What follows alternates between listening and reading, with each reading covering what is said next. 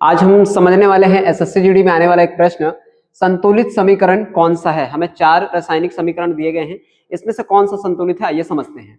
तो आप देख सकते हैं, आपको पता है कि जो इस तीर का जो निशान लगा है, इसकी जो लेफ्ट साइड में रहता है वो अभिकारक होता है और जो राइट साइड में रहता है वो उत्पाद मतलब क्रियाफल होता है। हम हमेशा लेफ्ट साइड में रिएक्टेंट लिखते हैं और राइट साइड में प्रोडक्ट।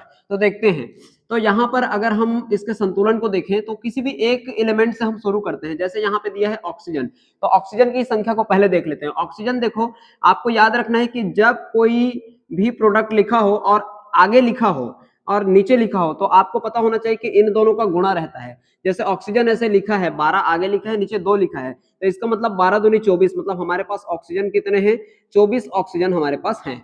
और अगर इसके आगे और कुछ लिखा रहता, अगर मान लो यहाँ पे Mg लिखा रहता तो ये 12 ऑक्सीजन का 12 दूनी 24 होता और ये 12 मैग्नीशियम का भी होता। तो यहाँ पर हम देखें तो टोटल हमारे पास 24 ऑक्सीजन है।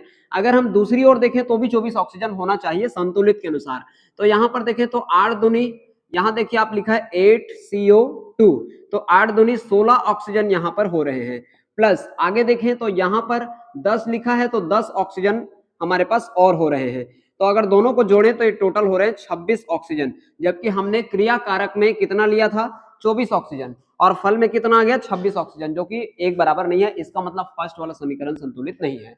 दूसरे वाले में देखते हैं, यहाँ पर अगर देखें तो 13 दूनी 26 ऑक्सीजन है और यहाँ पर आप देखें तो 4 दूनी 8, तो यहाँ पे 8 और प्लस यहाँ पर 10, तो 8 और 10 कितने हो गए, 18 ऑक्सीजन। तो यहाँ पर इधर तो 26 हो रहा है और इधर 8 और 10 18 हो रहा है, तो ये वाला भी संतुलित नहीं है। तीसरा वाले में देखें तो यहाँ 10 दूनी 20 ऑक्सीजन है, यहाँ ऑक्सीजन की संख्या 20 हो रही है। यहाँ देखें तो 8 दूनी 16 ऑक्सीजन और प्लस ये वाला में देखें तो 10 आगे लिखा है, मतलब 10 ऑक्सीजन। तो यहाँ अगर देखें तो 16 और 10 ये टोटल हो रहा है 26 ऑक्सीजन, लेकिन इधर तो 20 ही था, तो ये भी संतुलित नहीं है। लास्ट में देखें तो 13 दूनी 26 ऑक्सीजन और यहाँ देखें तो 8 दूनी 16 और प्लस यहाँ 10 का 10, तो आप देख रहे हैं कि यहाँ 26 हो रहा है। जितने क्रियाकारक भाग लिए हैं उतने यहाँ पर भी आपको मिल रहे हैं। जितना चक्की में आटा गेहूं जाता है उतना ही आटा मिलना चाहिए, तब समीकरण संतुलित माना जाता है।